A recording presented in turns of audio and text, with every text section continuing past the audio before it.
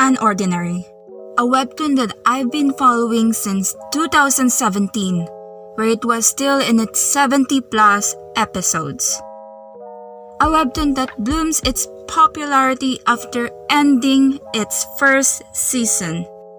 A webtoon that has a good story where you can't decide to side on with the protagonist or not, that you have mixed feelings for him.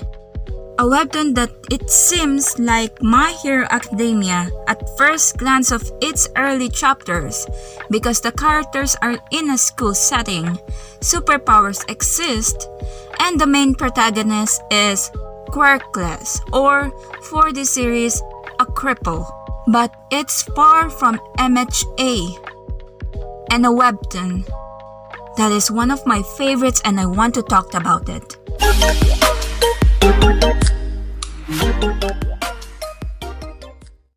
But first of all, hello, I'm 11, yes I know it's a number, and welcome to my otaku side of the internet. So, the series takes place in a universe where superpowers exist, and a system that will determine how you will be treated.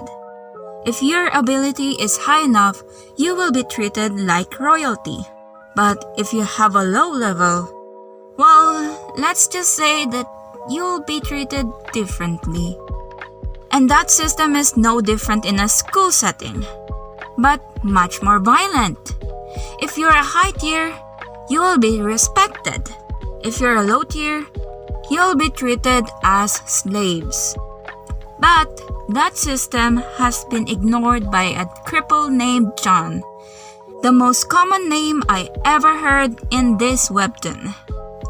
He doesn't care about the monarchy. He just wants to do whatever he wants, playing games with his friend, hang out in Woba Boba, helping the weak, hanging out in the rooftop that he is not allowed to. He just wants to have a normal life. But because he's ignoring the order, and his friend who is the school's ace gone for a month, he's been beaten and gone to many fights every single day. I swear if this dog is not there, John has died a long time ago because of all this beating. However, what they don't know is John has a secret, that he himself doesn't want to acknowledge it. And there's also something going on behind the curtains that the public eye don't know about it. And that's the summary of this whole series, with no spoilers. I just want to say something first before we continue in the spoiler zone. You need to chill, my dude. You all have severe cases of inferiority complex. Stop bullying. And you, stop gossiping. Just let them do whatever they want. Gah! Yeah, I just want to take that out in my system for the longest time. Now, let's continue. I'm just going to straight say it. John has an ability. That's his secret. I bet you didn't see that coming, right? Right? But not just an ability. It's an ability that can imitate and increase the power of the copied ability. And he can also use multiple abilities as he wishes. That's how powerful it is. When I first discovered what kind of ability John has, I was like, dang, that's pretty powerful. And you'd think that John has a chance to have his revenge to all the people who beat him. No! He still chooses to treat as a cripple and just continue to be their punching bag. But he has a good reason of why he chose that path. You see, he had a past that he was the king in his previous school. But he was a violent king, have anger issues, and almost killed half of his class. And the result, he was treated as a monster by his friend. That makes him dislike what he was before. That's why he enrolled in Wellston as a cripple, ignoring he has an ability because he doesn't want to be that monster again and wants to have a normal and ordinary school life. But because Wellston has this monarchy system, John becomes this school's punching bag. Because why not? Just the fun of it. I swear these kids. I know this is a fiction and this is the setting of this whole series, but I just hate bullying. Anyway, because of John being the punching bag for the whole school, he just snapped and said, "Nope, I don't want to be your punching bag anymore," and beats the crap out of all the bullies. There was a time that I was supporting John and be excited for him to beat all the bullies because they deserve it. But when he continued this act, I was like, "Okay, John, that's enough. They're down. You don't need to..." Never mind. It's beating after beating, violent after violent, and that's when I stopped cheering him on. Like, stop. I just need to clarify myself. I don't support violence and get revenge to the bullies that bullied you in any violent form. You need to ask help if you're being bullied, and they'll surely help you. #stop bullying. This is just a fiction, and I don't mix reality and fiction together. We clear about that? Okay. Now, go back to the series. When they showed us John pass, I started to understand him again.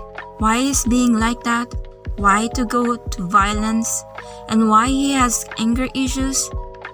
You see, John was actually a crippled in the past, and when he discovered he has an ability by his friend Claire, he uses that advantage to get his revenge and gone to fights to demonstrate how powerful he is. He abuses his ability until he becomes the bully himself. His friends tried to stop him being this violent to his enemies, but he just ignored them and said, "They were the ones first beat me up to death on the past, and now I'm going to get them for it." Like, "John, I want to understand you, but I can't help to see that your actions are wrong." Now, it seems that I'm disliking this series because of John being this tyrant. Actually, it's the opposite. I like this series because of how they make a protagonist so complex that the readers can't seem to like or dislike this character. I honestly don't dislike John because I understand him somehow, but I also don't like him because he's making this too complicated as it is. So whatever you decide, if John is a villain or a victim in your eyes, it's up to you. And also, this series is not only about John and his tyrantness, but the world building of this series is really good. You have this secret organization, Ember, that kept killing all the vigilantes that are high tiers.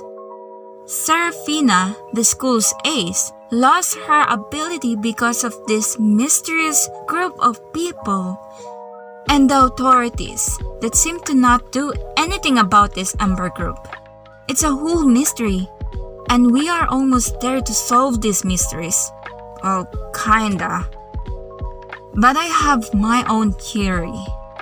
What if the Ember group is working with the authorities to surveillance all high tiers who are not doing their role in the society? And that's why they've been killing all these vigilantes, because what they do is disturbing the order. This is just like Wellston's situation, but bigger. And for the mysterious group who stole Serafina's ability is also connected to the authorities. I'm just making the authorities as the big final boss at this point. But we never know if that's the case or not. Overall, this series is really good and highly recommended. You can read it in Webtoons and it's free. Yes, you heard it. It's 100% free. And if you like, support Uru-chan, the creator of this webtoon, on her Patreon. The link will be in the description below and also the Webtoon website. And I know this should be a review video, but in the end, it's just me rambling on and on about how I feel in this series. And in the future videos, that will be how I make my videos from now on. That's all for today. Thanks for your time and always be safe.